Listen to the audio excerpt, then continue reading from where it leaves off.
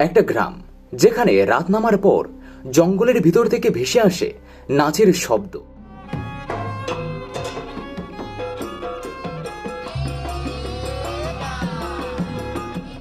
একটা গ্রাম যেখানে মেয়েদের নাচ শুধুমাত্র কোনো বিনোদন নয়, বরং একটা অভিশাপ।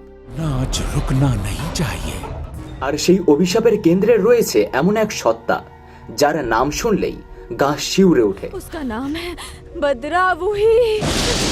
হ্যাঁ বন্ধুরা, আজকে আমি কথা বলবো ইন্দোনেশিয়ার সেই ভয়ঙ্কর সিনেমা dancing village, the curse begins.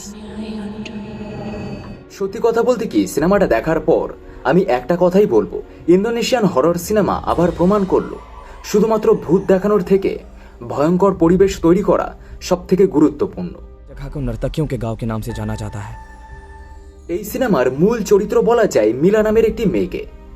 সেই মেয়েটির মার একটি রহস্যময় অসুখ হয়। जिसका है उसे लौटा दो तो शायद तुम्हारी माँ ठीक हो जाएगी। সেই অসুখটি ঠিক করতে হলে মিলাকে একটি গ্রামে যেতে হবে। সেই গ্রামে গেলেই সে তার মাকে সুস্থ করে তুলতে পারবে। তাই মিলা সেই গ্রামের উদ্দেশ্যে বেরিয়ে পড়ে।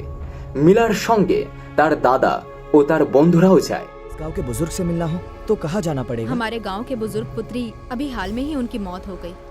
কিন্তু তারা যখন সেই গ্রামে গিয়ে পৌঁছয় তখন তারা বুঝতে পারে এই গ্রামটি আর 5টা গ্রামের মতন নয়।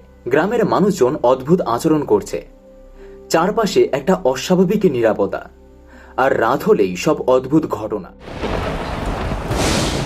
কিন্তু তখনও সবচেয়ে বড় সমস্যা তাদের সামনে আসেনি, কারণ এই গ্রামের সঙ্গে জড়িয়ে আছে এক অতি প্রকৃত সত্তা, ভাদ্রাওই।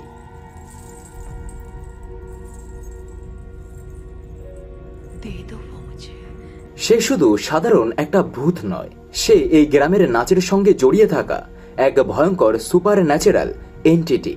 আর তার সব থেকে বড় খেলা হলো সে গ্রামের মধ্য থেকে একটি মেয়েকে বেছে নেয়। সেই মেয়েটিকে বাধ্য হয়ে তার জন্য নাচতে হয়। এই রিচুয়ালের সঙ্গে জড়িয়ে আছে ধাউ হওয়ার অভিশাপ। कैसा लगा स्वाद? मीठा है। इसका मतलब तुम्हें इस गांव की नर्तकी के तौर पर चुना गया है। আর মিলা ধীরে ধীরে সেই অভিশাপের কেন্দ্রবিন্দুতে চলে আসে। আমার কাছে এই সিনেমাটির সব থেকে ভয়ের জায়গা মনে হয়েছে এর অ্যাটমসফিয়ার। এই সিনেমাটি আপনাকে হুটহাট ভয় দেখানোর চেষ্টা করবে না। এই সিনেমাটির অস্বস্তিকর পরিবেশ আপনাকে ভয় পেতে সাহায্য করবে। অন্ধকার জঙ্গল, পুরনো বাড়ি, অদ্ভুত নাচ, দূর থেকে ভেসে আসা শব্দ, আর তার সঙ্গে সেই গ্রামের রহস্যময় পরিবেশ। আপনি বুঝতেই পারবেন না সামনে কি হতে চলেছে। আমার মনে হয় সিনেমার এটাই আসল হরর। এবার আসি এই সিনেমার সবচেয়ে মেমোরেবল ক্যারেক্টারের কাছে, ভাদ্রাওই।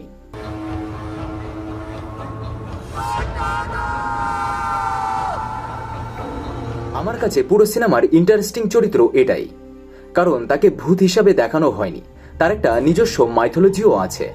তার সঙ্গে রয়েছে নাচ, রিচুয়াল, স্নেক ইমেজারি এবং গ্রামের দীর্ঘদিনের অভিশাপ।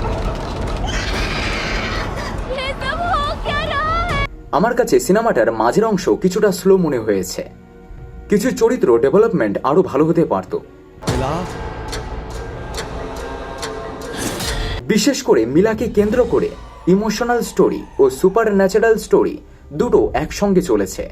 কিছু জায়গায় মনে হয়েছে সুপার ন্যাচারাল মিস্ট্রি আর একটু ফোকাস পেলে সিনেমাটা অনেক শক্তিশালী হতে পারত। তবে এগুলো সব আমার নিজস্ব মতামত। সবকিছু মিলিয়ে ডান্সিং ভিলেজ এই সিনেমাটিকে আমি 10-এর মধ্যে 7 দেব। বিশেষ করে যারা Indonesian horror, folk horror, supernatural mystery এবং অ্যাটমসফিয়ার হরর পছন্দ করেন তাদেরকে আমি অবশ্যই এই সিনেমাটি রিকমেন্ড করব। এই সিনেমাটি আপনারা অ্যামাজন প্রাইমে হিন্দি ভাষায় দেখতে পারেন। আর এরকম ধরনের আরও নতুন নতুন ভিডিও পেতে চাইলে অবশ্যই চ্যানেলটিকে সাবস্ক্রাইব করে রাখবেন। তাহলে চলুন, দেখা হচ্ছে আবার কোনো নতুন ভিডিওতে।